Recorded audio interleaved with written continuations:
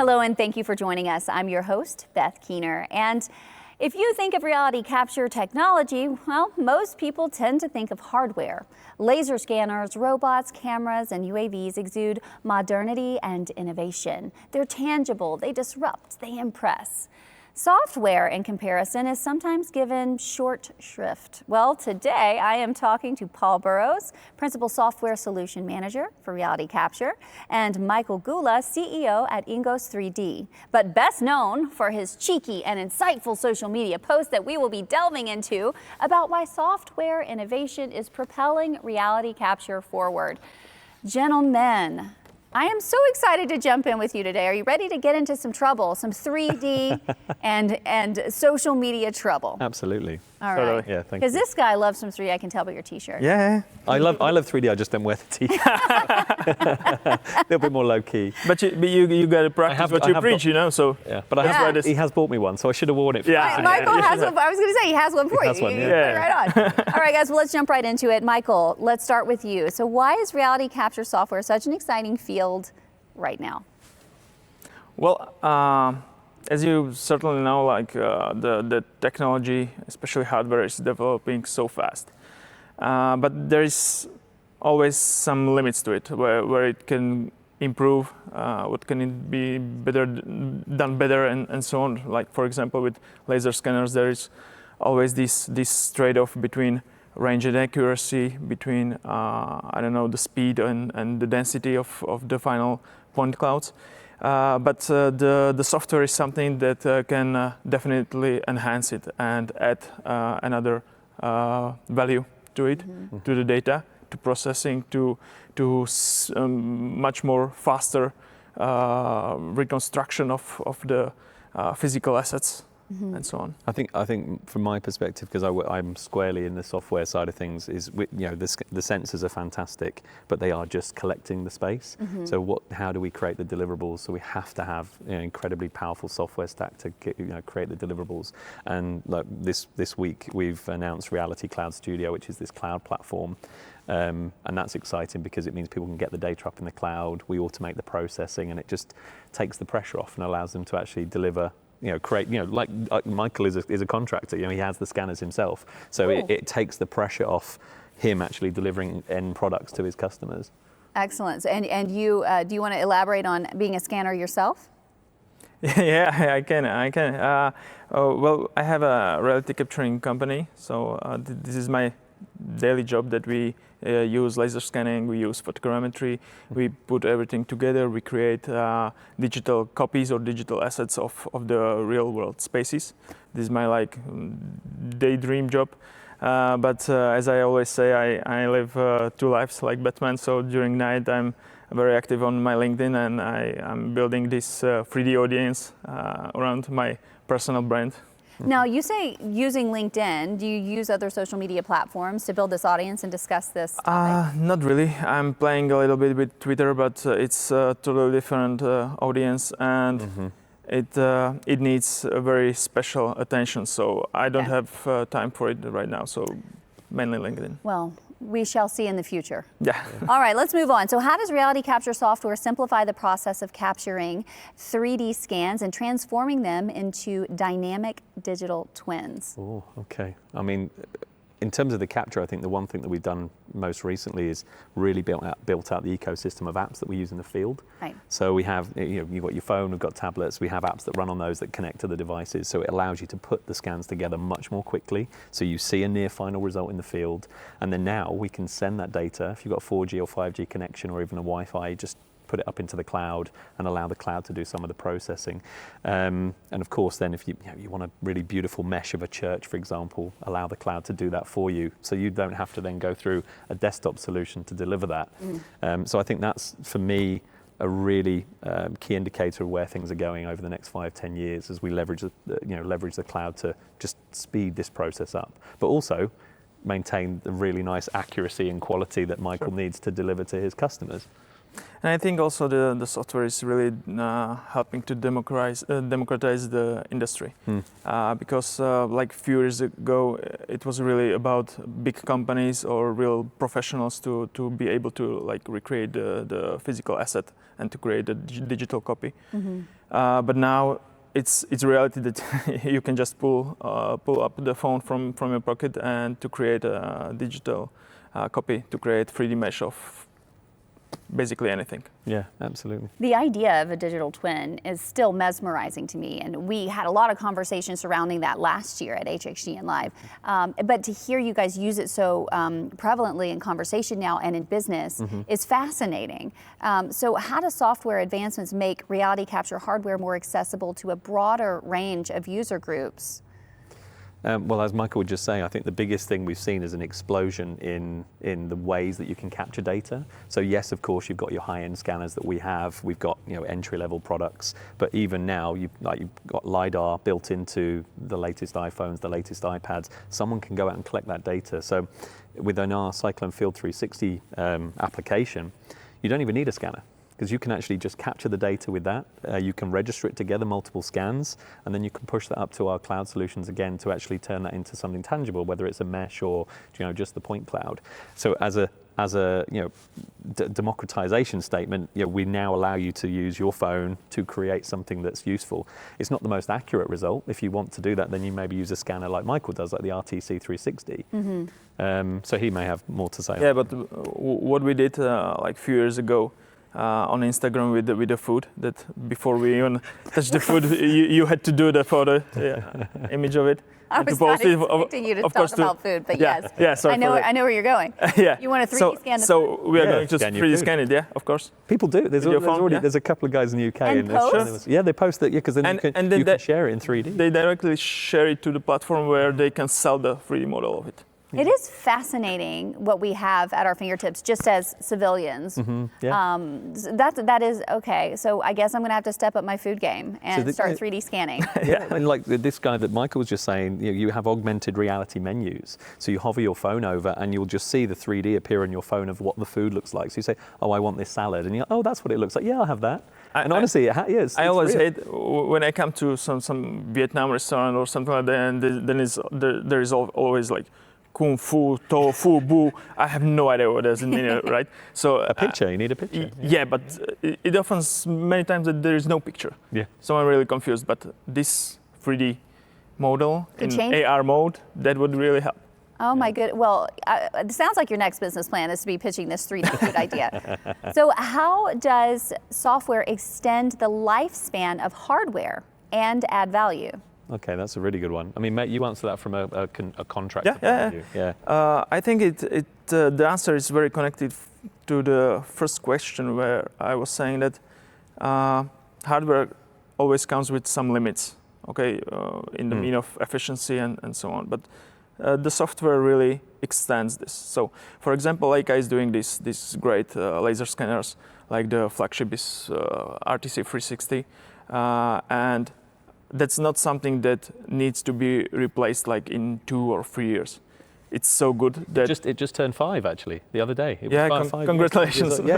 It was released here. Congratulations. Well, it's a really amazing bit of kit. Yeah. He feels like it's his baby. So For sure. Very much. Yeah, and the software, the development of new possibilities and new processing workflows and so on. This really helps to like enhance the functionality and I think prolong the life. Yeah, because we've got people now. You think there's thousands and thousands of scanners out there.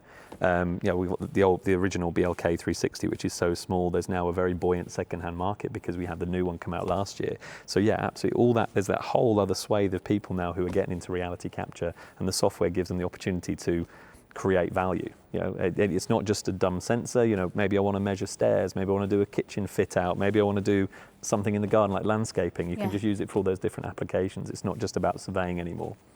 Well, you're touching on this, but let's go further. How does software act as a game changer in terms of boosting productivity in the reality capture industry? Because you're already touching on it in life. So can you elaborate on that? Yeah, I mean, again, Michael can put the contractor spin on it, but from my perspective, what we're really trying to do is create all of these little tool sets that do a specific thing. When a customer then stacks them all together, they get massive automation gains. So we can do what we call classification, point cloud cleaning, meshing, registration, and if we kind of just make all those little individual bits really cool, we've now built the platform to put it all together, and then customer puts the point cloud in the cloud, and it does all these steps automatically for them. So the productivity gains are huge, because before they'd have to have someone tied to a desk with the office software, and they'd be working through all those steps manually. So it's all about getting from data capture to a deliverable as quickly as possible. Yeah, just imagine like it was with mobile phones, right? Like 20 years ago, there was this big machines with batteries and with all the cables and so on. Yeah. And now you have small phones in your pocket. So it's happening also in this industry that like 10 years ago you had to have like big scanner with all the batteries, with all the targets, which you would have to use on each scanning position. Then you would need to take it to your office, upload it to your computer, and do the manual registration scan by scan. Now imagine that Leica is coming with the products that you are only holding the gadget and you are scanning it on the go. That's crazy. Yeah. It really is crazy. So how then can the role of reality capture software act as an enabler of digital twins and the impact that it will have on various industries? I think what was interesting in the keynotes, everyone kind of, metaverse is a bit of a buzzword, but it's kind of applying, what is that word before the metaverse? So we talked about the industrial metaverse. And I think for me, the metaverse is multiple spaces that can be interconnected, but effectively they are built on the basis of a really accurate digital twin. So Burkhard had some slides, and he had reality capture, HxDR in the middle, and then this NVIDIA Omniverse thing that we've introduced the link up to. And for me, it's the basis in a really accurate digital recreation, and let's call it a digital twin, is starting with that really good data. But we also have to factor in what you just said about democratization. Just because I'm using a slightly lower accuracy device, does it make it any less valid? If I can add more data to a bigger model by having some phone data or a BLK 360, we should still be able to create the digital twin from that data. And a digital twin is, of course, it's not just the surface geometry, it's the properties of everything in this room here. What the wall is made of, what's behind the wall, what's in the wall. That's a true digital twin. And then you start thinking about the applications of IoT and Internet of Everything, and how sensors can be embedded in stuff as well. So it just blows your mind when you think about the possibilities. Yes. I don't, because you obviously probably create a lot of digital twins. Yeah, we do. Like there is always this discussion what is and what is not the digital twin actually. Yeah. So like the traditional OGs of the digital twins will tell you that it's always about the simulations and connecting the physical world with the digital world, and they are somehow trying leave out the fact that it also needs to be represented digitally. Okay, so the 3D representation, it's what we basically do. What we are trying to do, to take those physical assets and to move them into a digital world. Yeah. I think the good thing as well with digital twins now is this sense of like a living digital twin. So you create this base model, and then Michael can just go back and whether it's weekly or yearly or monthly or whatever, and continue to add more data to it. So it doesn't just become a static thing that you hand over to someone. You're actually adding more information over time. And then you see, like there's you've got Google Maps, but there's also OpenStreetMaps. Anyone can go in and just build on top of that. And I see the same thing happening with digital twins in the future. But yeah, it's a really exciting space, but it's also, like you said, there's the OGs of digital twins that, it must, it's not just the geometry. It has to be the information embedded within it. I can definitely see treasure hunts happening with digital twins in future. Can you find the item in when it becomes more open source versus proprietary of people planting things and with scanning and finding. That's a really good point, because we bought a company a couple of years ago called Immersal, and they do city scale augmented reality, and they can do just that. So you actually have your representation of the city, and then you can go and drop these 3D assets And then when you pull up your phone, you'll see it all in. It's incredible. It's really good fun. It's really incredible. Yeah. Okay, so we don't have really any time left, but I do want to ask one last question. In your opinion, gentlemen's, what are the key factors or criteria to consider when selecting and implementing reality capture software? Over to you. I'll give my pitch in a second. Yeah, it's always about picking the right tools for the right job, because it's especially today you have so many different hardware, softwares, and solutions that it's really difficult to be using just one and to be trying to sell it on all the jobs that comes as leads to you. So it's always about picking the right one. So I think, yeah, also Leica and HxGN is going on this path with their SaaS solution. So maybe you will be speaking about it. So I think that what we really need is to use software ad hoc.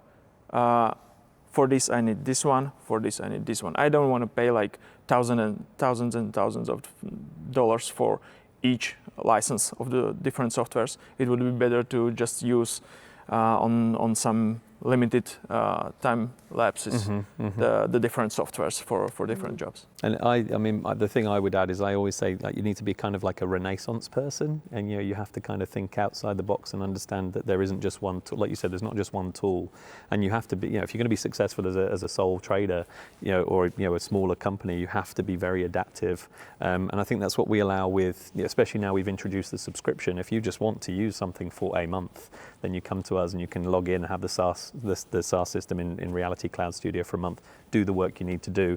We anticipate that people will use it differently and store all the data there and use it for long periods of time, but it just gives the flexibility. And also we've lowered the barrier to entry as well. So we have a starting tier that's like $19 a month or $18 a month?